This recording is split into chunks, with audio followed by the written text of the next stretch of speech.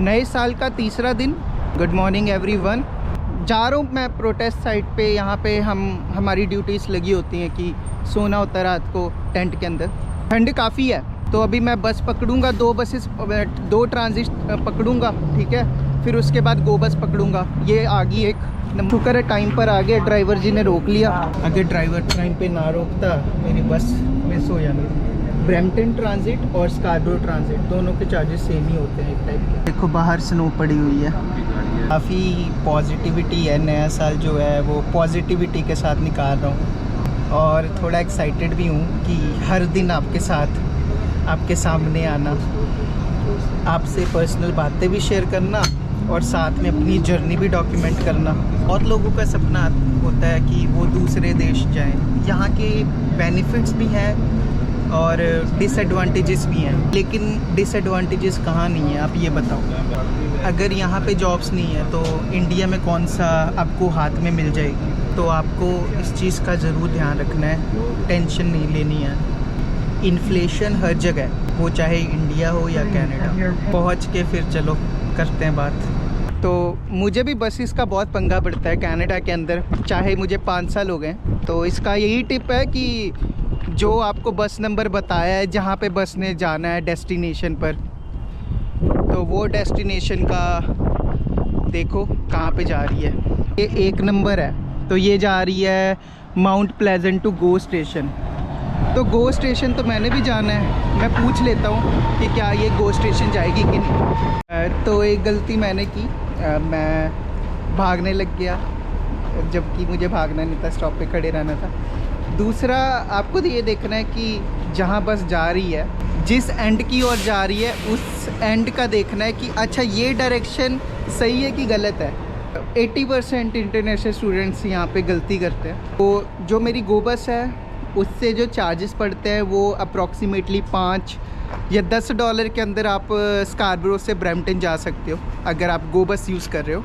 However अगर आप गो बस यूज़ नहीं कर रहे हो, अगर आप ऊबर करा रहे हो, then it will cost you approximately $35 to $40। तो ओवरऑल चार्ज आपको पड़ेगा। कई बार अगर स्नो पड़ती है तो $70 to $80 भी चला जाता है। बट मेरे हिसाब से गो बस काफ़ी बेस्ट है, क्योंकि गो बस के लिए आपको एक स्टेशन से दूसरे स्टेशन जाना होता है। गो बस आपको मिल जाती है और एक ट्रेन भी चलती है, तो आप वो ट्रेन का भी यूटिलाइजेशन कर सकते हो। इसमें ज़्यादा हार्ड एंड फास्ट रूल नहीं है।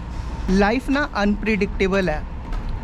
आप लोग बहुत सारे प्लान्स बनाते होगे ना कि ये करेंगे वो करेंगे, इस साल में PR हो जाएगी, उस साल में ये हो जाएगा, शादी हो जाएगी, घर ले लेंगे, बच्चे हो जाएंगे। बट ये ज़िंदगी है। अगले साल मुझे 6 साल हो जाएंगे, सॉरी ये अप्रैल को। तो मुझे अभी भी याद है जब मैं फ़्लाइट पे चढ़ा था। 5 अप्रैल की मेरी फ़्लाइट थी, मई इनटेक था। 6 साल हो जाएंगे। और दूसरा सवाल ये होता है कि भाई 6 साल हो गए अभी तक PR नहीं हुआ। आपको पता है ये जो सवाल होता है ना परमानेंट रेजिडेंसी का, हर एक की लाइफ सिचुएशन इंसिडेंट्स डिफरेंट होते हैं। मुझे भी पहले लगता था कि यार लोगों को 5-5 साल 7-7 साल कैसे हो जाते हैं PR। यहाँ पे तो लोग 2-2 3-3 साल में हो जाते हैं। तो इमिग्रेशन के जो रूल्स आए हैं स्पाउस वीज़ा पे, LMIA पे, और जितने भी रूल्स आए हैं, आप खुद अंदाज़ा लगाओ कि इस सिचुएशन में जो बच्चा 12वीं के बाद आया है वो परमानेंट रेजिडेंसी कैसे ले सकता है। अगर मैं आपसे पूछूं कि ये चीज़ पॉसिबल है कि नहीं है। 12वीं वाले जो है जब आए, वो इंडिया से कनाडा आए, उनको ये सपने दिखाए गए थे कि तुम परमानेंट रेजिडेंट हो जाओगे, तुम्हारा घर होगा। बट कई बार ना ज़िंदगी में प्लानिंग जो है वो धरी की धरी रह जाती है, लेकिन जो भगवान ने प्लान किया होता है वो एक दिन होना है। रही बात मेरी परमानेंट रेजिडेंसी की, 2024 मैंने अपना पूरा वेस्ट किया। वेस्ट इस तरह से किया कि मैं डिप्रेस्ड हो गया था, पूरा गंदे वाला डिप्रेशन जो कहते हैं। मुझे पहले लगता था कि डिप्रेशन नाम की कोई चीज़ नहीं होती, बट लेटर ऑन रियलाइज़ हुआ कि जब बंदा डिप्रेशन में जाता है तो वो अपनी हेल्थ का भी नहीं ध्यान रखता। अगर आप मुझे नोटिस करोगे मैंने वेट गेन भी कर लिया है। मैं जिम जाना शुरू कर दिया था पिछले साल, बट मैंने वेट गेन करना शुरू कर दिया धीरे धीरे, और फाइनेंशियल लॉसेस भी बहुत हुए 2024 के अंदर।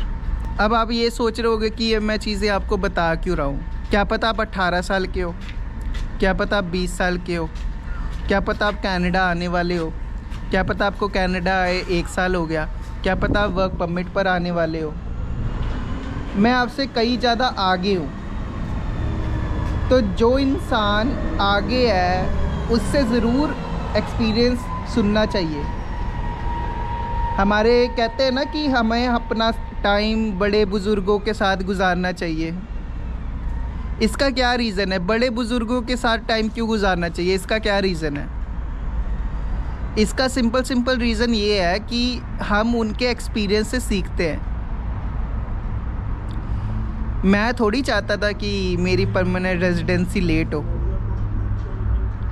प्रॉब्लम्स आई हैं पर्सनल लाइफ के अंदर जो मैं एक्सप्लेन नहीं कर सकता लोगों को।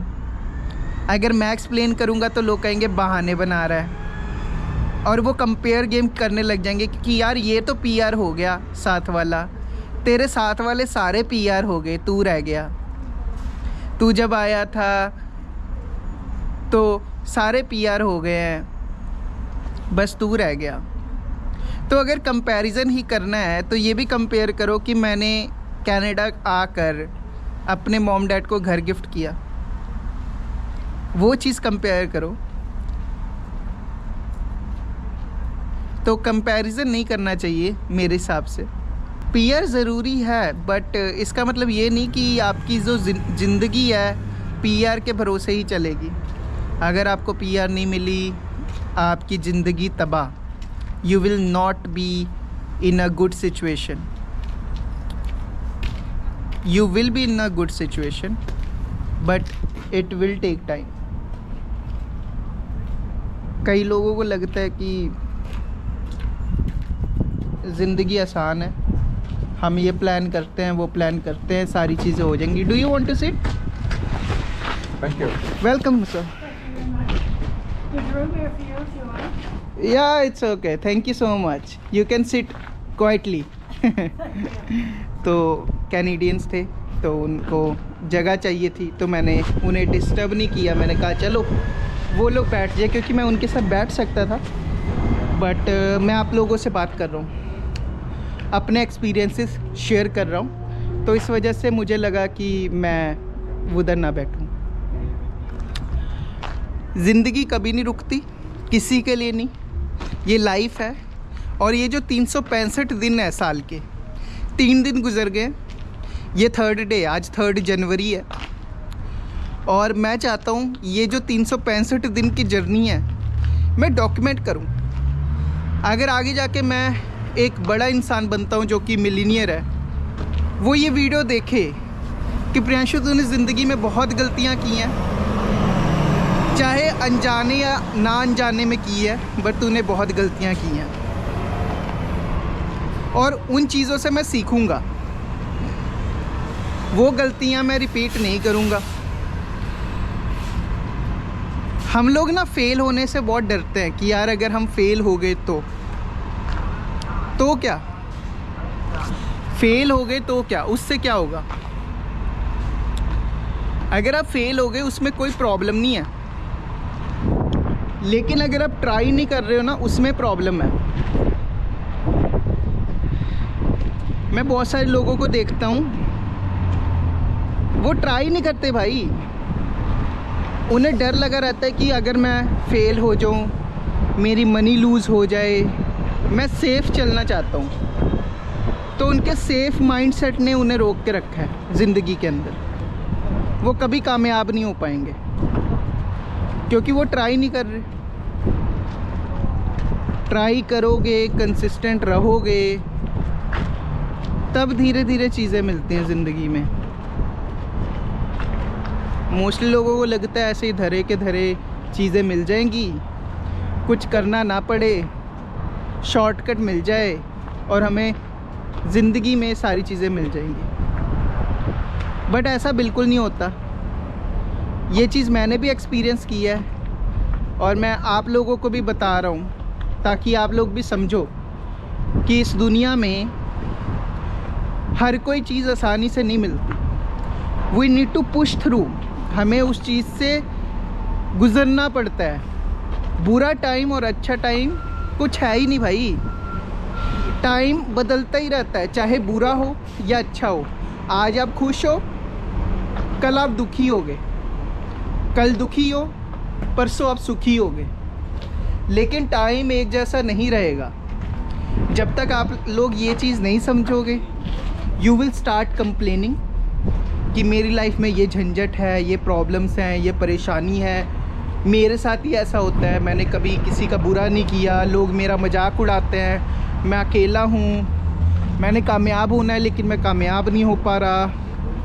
रीज़न ये है क्योंकि आप बहुत ज़्यादा ओवर थिंक कर रहे हो अपनी लाइफ को लेके। तो ये थोड़े विजडम्स मैं अपने साथ आपके साथ शेयर कर रहा था, क्योंकि मुझे लग रहा है कि ये चीज़ें सुनने की ज़रूरत है लोगों को, जो लोग मुझे फॉलो कर रहे हैं बड़े दिनों से। इस साल के अंदर ये गलती मत करो कि एक एक दिन काटो, बट एक एक दिन ना गुजारो। ये टाइम है, हाई टाइम है 2025, और आपका 2025 बेस्ट जाएगा अगर आपने अपना बेस्ट दिया। फाइनेंशियल लॉसेस और रिलेशनशिप लॉसेस आपकी लाइफ में होंगे। एक बार आप सोचोगे कि यार मैं तो टॉप पे हूँ, मेरे पास बहुत पैसे हैं, और दूसरे ही टाइम पे आप देखोगे कि आपके पास पैसे नहीं हैं, you are broke completely, you are under debt, and आप ये कहोगे कि यार मैं इस सिचुएशन से बाहर नहीं निकल सकता, तो मैं चलो इस दुनिया को ही छोड़ के चला जाता हूँ। नहीं, you really need to work harder on yourself and best देना अपना। तो मेरी बस अभी आई नहीं है, तो चलो जब बस आएगी तो मैं बताऊंगा। और मेरे हिसाब से मेरे जो व्लॉग्स होने वाले हैं वो कम से कम आधा घंटा होंगे। आप देख सकते हो आराम से, खाना खाते या ट्रैवल करते, you can see my videos. मैं यही कोशिश करता रहूँगा कि ये जो 365 दिन है, अब 363 डेज़ है, मैं इसमें अपना बेस्ट दूँ और आपके साथ एक एक नॉलेज शेयर करूँ कि आप कभी भी प्रॉब्लम में ना फंसो। आपको अगर प्रॉब्लम आए भी, आप उससे फ़ाइट बैक करो ज़िंदगी के अंदर। तो this will be my recommendation to everybody. तो अभी 2:37 पे मेरी गो बस आएगी। अभी जो टाइम हुआ है 2:09 हुए हैं, तो मैं ऐसा करता हूँ कि मैं अंदर ही चला जाता हूँ। अंदर थोड़ी गर्मी भी है और गो बस जैसे ही दिखेगी मैं बाहर आ जाऊँगा। तो ये बैक एंड का नज़ारा है। स्नो पड़ गई थी, सॉल्ट मार मार के काफ़ी थी। अभी आने वाले टाइम में -17 डिग्रीज़, -20 डिग्रीज़ होने वाला है। कनाडा है, देख लो, दूसरा देश, विदेश। यहाँ पे लोगों ने अपने कितने दर्द गुजारे हैं।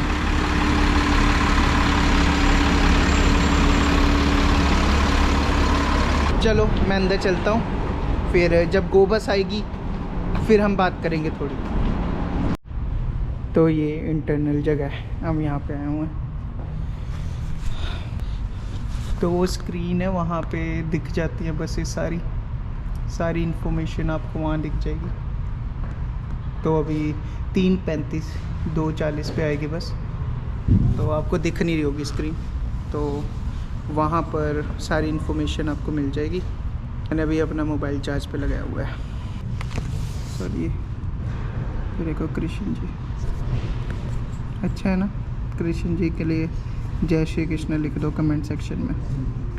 तो मैं अपनी मम्मी से बात कर रहा था, इस वजह से जो गो बस का सफ़र है वो मैं शो नहीं कर पाया। लेकिन एक चीज़ मैं ये बात बताता हूँ आपको, अगर आपका लाखों डॉलर का नुकसान होता है, पैसों का नुकसान होता है, वो आप ईज़िली रिकवर कर सकते हैं। अगर आपके पास माँ बाप है ना, आप दुनिया के सबसे अमीर इंसान हो, मजाक नहीं कर रहा। तो जब तक आपके माँ बाप ज़िंदा हैं तो आप सबसे ज़्यादा अमीर हो। तो मैं भी बहुत लो फेस चल रहा है मेरा, है ना? तो मेरे पापा हमेशा मुझे सपोर्ट करते हैं, हमेशा कहते हैं कि कोई भी प्रॉब्लम हो, कोई भी दिक्कत आए, I am always be with you. तो भाई वो अमीरी हर किसी को मिलती नहीं है, बहुत टाइम लगता है ज़िंदगी में, हर किसी को वो चीज़ नसीब नहीं होती है। तो इसलिए कहता हूँ कि कभी भी सैड ना फील करो। लो फेस तो आता रहता है ज़िंदगी में, बुरा टाइम हमेशा आता रहेगा और बुरा टाइम निकल भी जाता है। मैं जा रहा हूँ किसी काम से, तो मैं आपको एक और चीज़ बताऊँगा कि अगर आपको कोई भी प्रॉब्लम आती है आप कैसे सॉल्यूशन निकाल सकते हो। आपका हेल्थ कार्ड का प्रॉब्लम है तो मैं आपको सारी चीज़ें बताता हूँ। मैं उतर के वो MPP का ऑफ़िस है, यहाँ आपके लोकल ऑफ़िस होगा। तो अगर आपको जॉब चाहिए होती है तो यहाँ पे सारी एजेंसीज़ के नाम लिखे होते हैं, तो आप ये जॉब के लिए करने के लिए अप्लाई करने के लिए तो MPP के ऑफ़िस जाया करो आप। तो गूगल पे सर्च कर लेना MPP का ऑफ़िस। तो बेसिकली मैं ये वाले जो ऑफ़िस है हर एक लोकल एरिया का आपका MPP का ऑफ़िस होगा। तो बाई चांस आपको जॉब का कोई इशू होता है या आपका हेल्थ कार्ड का या फर्स्ट नेम लास्ट नेम का, तो आप अपने लोकल MPP के पास रीच आउट कर सकते हो। वो ऑफ़िस जाके आप जॉब के लिए आपको बहुत सारी इन्फॉर्मेशन मिल जाएगी। तो ये MPP के ऑफ़िस में ये भी होता है कि अगर आपकी फ़ाइल्स में प्रॉब्लम्स हैं या डिलेड है कोई भी चीज़ है एग्ज़ाम्पल के तौर पे, तो आप वहाँ पे पता लगा सकते हो। तो ये MPP के ऑफ़िस ज़रूर विज़िट करना अगर आपको कोई प्रॉब्लम फेस हो तो इसी के साथ व्लॉग ख़त्म करते हैं। आई होप आपको ये व्लॉग थोड़ा इन्फॉर्मेटिव लगा होगा, मेरी जो नॉलेज है आपको मिली होगी, जो मेरे एक्सपीरियंसेस थे। तो डेफिनेटली नई वीडियो आएगी कल, और बी रेडी, ये 365 डेज़ को मैंने तोड़ना है अच्छे से। तो wish you all the very best, अपना ख्याल रखना, बाय बाय, टेक केयर।